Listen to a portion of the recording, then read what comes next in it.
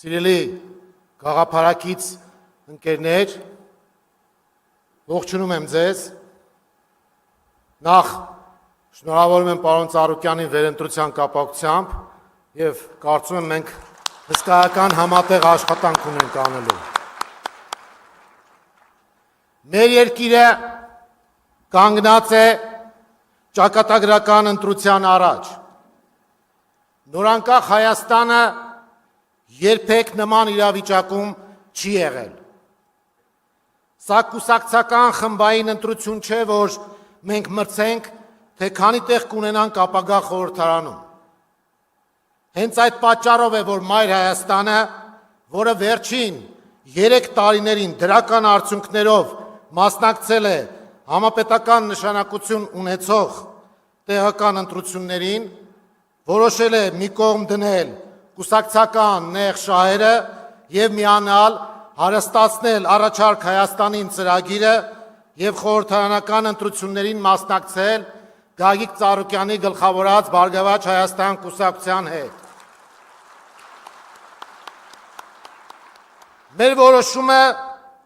նաեւ պայմանավորված էր իմ եւ Գագիկ Ծառուկյանի փոխադարձ վստահության ու հարգանքի վրա հիմնված երկար տարիների գործընկերային հարաբերությամբ։ Սա էլ կարծում եմ շատ կարևոր հանգամանք է քաղաքականության մեջ։ Հարգելի թիմակիցներ, մեր ժողովուրդը մեզանից սպասում է լուծումներ։ Ինչպես դուրս գալ այս խիստ վտանգավոր իրավիճակից։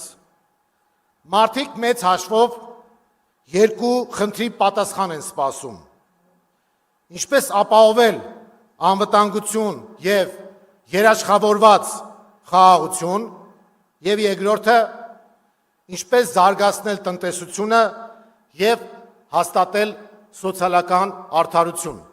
Այս վերջինին մեր ժողովուրդը կարծում եմ մոտ 35 տարի սպասում է։ Հարգելի բարեկամներ,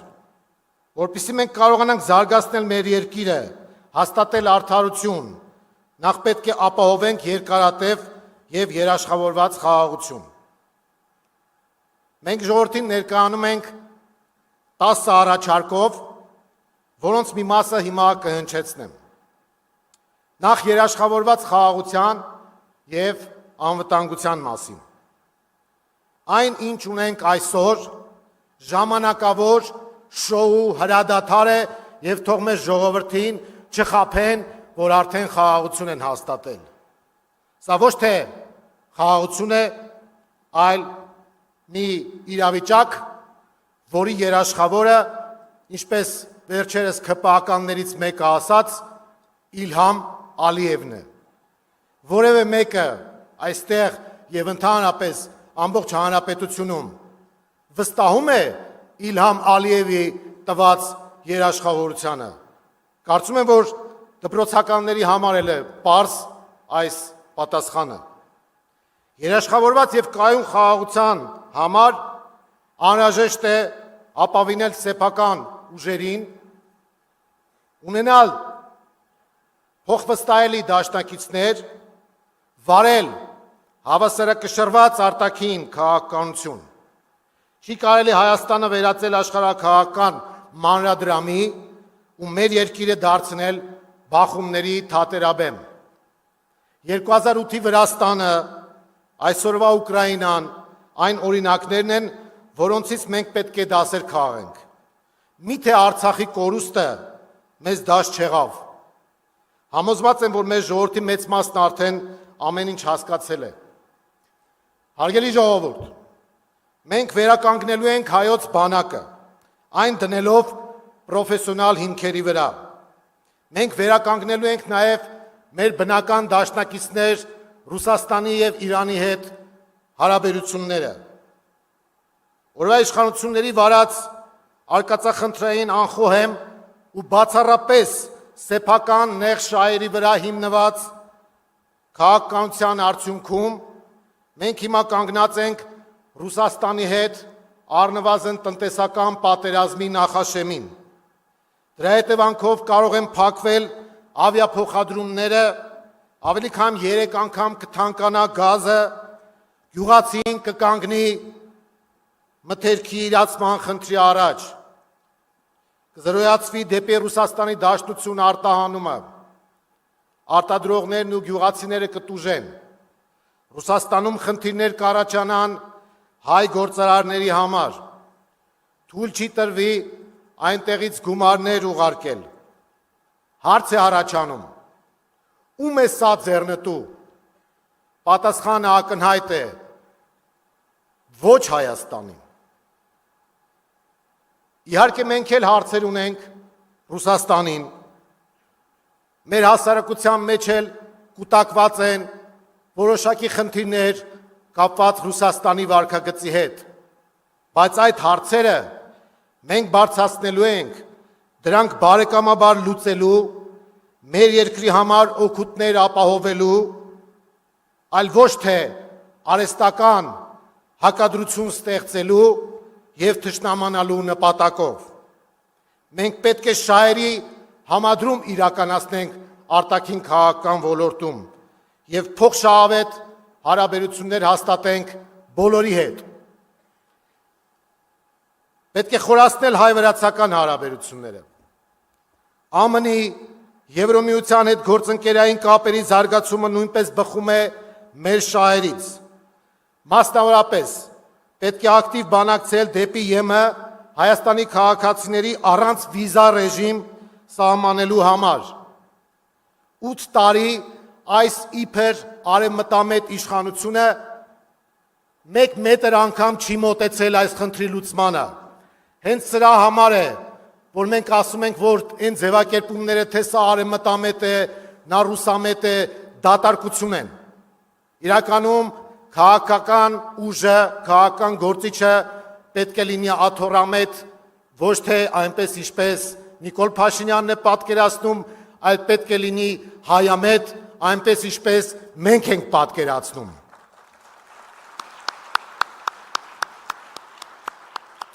Չինաստանի, Հնդկաստանի, արաբական երկրների հետ կապերի զարգացումը հսկայական տնտեսական օգուտներ կարող է բերել։ Ինչով ենք մենք պակաս Վրաստանից, որն այդ երկրներից միլիարդավոր ներդրումներ է ստանում։ Ինչ վերաբերում է հայ-թուրքական հարաբերություններին, ապա մենք կողմ ենք միջպետական հարաբերությունների հաստատմանը առանց նախապայմանների։ Ինչ վերաբերում է հայ-ադրբեջանական հարաբերություններին, ապա մենք կողմ ենք խաղաղ կարգավորմանը եւ այս առումով մեր դիրքորոշումը հետեւյալն է։ Առաջին, հայ-ադրբեջանական սահմանի սահմանագծում եւ սահմանազատում ողջամիտ ժամկետներում, կոնկրետ քարտեզով եւ իրավական հիմքով։ Երկրորդ, ռազմագերիների անվերապահ վերադարձ որպես վստահության ձևավորմանն ու խաղաղ գործընթացին նպաստող կարևորագույն հարց։ Երրորդ, արցախցիների վերադարձի իրավունքի ապահովում միջազգային անվտանգության երաշխիքների եւ միջազգային գործընկերների մասնակցության ներքո։ Չորրորդ, հայ-ադրբեջանական հարաբերություններում միջնորդ երաշխավորների ինստիտուտի ներմուծում։ Հինգերորդ, Հայաստանի ներքին որոշումները չեն կարող կայացվել ադրբեջանական ճնշման ներքո, այդ թվում սահմանադրական փոփոխությունների մասով։ Արցախի մասին։ Բազմիցս ասել եմ, հիմա էլ ուզում եմ կրկնել։ Նա ով չի ափսոսում Արցախի կորստի համար, սիրտ ու հոգի չունի ու մեծ հաշվով հայ չի, բայց նա ով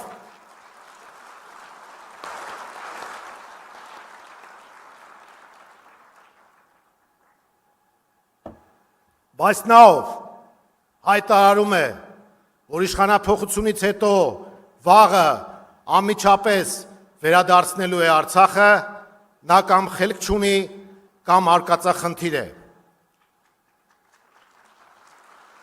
Մեր խնդիրը պետք է լինի նախ եւ առաջ Արցախից բռնահատ գաղթված մեր հայրենակիցների կողքին կանգնելը եւ ես առաջարկում եմ ծափահարություններով ողջունենք մեր արցախցի քույրերին ու եղբայրներին։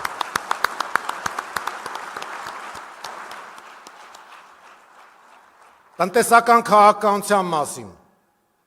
Հայաստանի Հանրապետության հանրային տնտեսական եւ սոցիալական կյանքի գրեթե բոլոր ոլորտներում ներկայումս ձևավորվել է ճգնաժամային իրավիճակ, որի հաղթահարման համար անհրաժեշտ է իրականացնել նոր տնտեսական քաղաքականություն։ Մենք ունենք բոլոր հնարավորություններն առաջիկա 5 տարում ավելի քան կրկնապատկել համախառն ներքին արդյունքը։ Մրցունակ տնտեսությունը եւ հարկային ողջամիտ քաղաքականությունը ենթադրում են հետեւյալ քայլերը. 10 մարզերում հարկերից ազատված 10 արդյունաբերական գոտի ստեղծել։ Առաջիկա 2 տարիների ընթացքում նվազագույն աշխատավարձը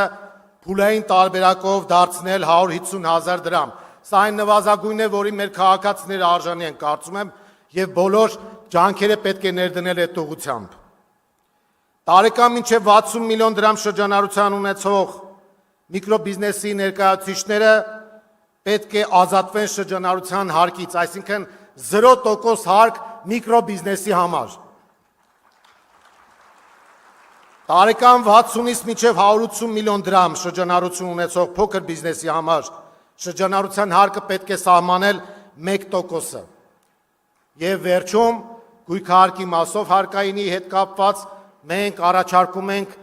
կրճատել գույքահարկի չափը, որովհետև սա ուղղակի թալան է։ Լուրջ խնդիր է բանկային տոկոսների տակ մեր քաղաքացիների ճկռելը։ Մենք դեմ ենք վարկային գերությանը եւ բանկային ռեկետին։ Դրա համար մասնավորապես առաջարկում ենք մինչև 5 միլիոն դրամ վարկեր ունեցողների համար տուժտուգանքների մասով համաներում հայտարարել եւ մարդկանց ազատել այդ վարկային գերությունից։ Սոցիալական համերաշխության, կրթության եւ արժանապատիվ թոշակի մասին։ 2018-ին ժողովրդին խոստացան սոցիալական արդարություն, բայց իշխանավոր դառնալուց հետո հայտարարեցին, որ աղքատությունը մարդկանց գլուխներում է, զուգահեռաբար հաղթահարելով իրենց աղքատությունը գրպաններում, բայց ցավոք կառավարչական տեսակետից իրենց գլխի դատարկությունը հաղթահարել չհաջողվեց։ Աղքատության հաղթահարումը մեզ համար պատվի հարց է եւ հետեւաբար օրինակ թոշակային տարիքի անցնելը չպետք է դատավճիռ դառնա։ Այս առումով առաջարկում ենք ամսական կենսաթոշակի նվազագույն չափը 2027 թվականից փուլային տարբերակով պետք է դարձնել 100,000 դրամ եւ յուրաքանչյուր տարի թոշակների չափն ավելացնել նախորդ տարվա ինֆլյացիայի չափով։ Կարծում եմ, որ մեր տատիկներն ու պապիկները նվազագույն արժանի են այս ամենին, ինչ որ մենք առաջարկում ենք։ Կրթության ոլորտը նույնպես պետք է լուրջ հոգացության ներքո հայտնվի։ Պետական ու համայնքային պատկանելության բոլոր կրթօջախները մանկապարտեզից մինչև բուհեր պետք է լինեն անվճար։ Նրանք, ովքեր ասում են, որ անվճար կրթությունը որակյալ չի կարող լինել, հիշեցնեմ, որ ԽՍՀՄ տարիներին կրթությունը անվճար էր եւ ամբողջ աշխարհը խոստովանում էր, որ ԽՍՀՄ-ում ամենաբարձր կրթական մակարդակն է, այնպես որ այդ դեմագոգիան թող թարգեն։ Հանրային համերաշխության մասին, ամենակարևորը, գնում ենք ընտրությունների։ Մեր հանրությանը պառակտել են, թշնամացրել են, վախեցրել են։ Մենք համախմբելու ենք, հաշտեցնելու ենք, ապա հուսահատեցնելու ենք եւ հզորացնելու ենք։ Օրվա իշխանությունը խոստացավ արդար պետություն կառուցել, բայց գրեթե զրոյացրեց հետանկախական շրջանի մեր բոլոր դրական ձեռքբերումները եւ միևնույն ժամանակ խորացրեց նախկինում արկա բոլոր արատավոր բարքերը։ Մենք այս պատկերը պետք է փոխենք ձևավորելով նոր որակի իշխանություն եւ նոր Հայաստան, նոր որակի Հայաստան։ Հարգելի քաղաքացի, ուղիղ դիմում եմ քեզ, որպես բարեկամ որպես ընկեր, որպես քեզանից մեկը։ Առաջարկում եմ, կոչ եմ անում, խնդրում եմ հունիսի 7-ին անպայման գնալ ընտրատեղամաս եւ նպաստել իշխանափոխությանը։ Սիրելի քաղաքացի, անպայման գնա ընտրատեղամաս, գնա, որպեսզի սրանք գնան, որպեսզի մնա Հայաստանը, գնա, որպեսզի նորից չլինեն պատերազմներ, զոհեր,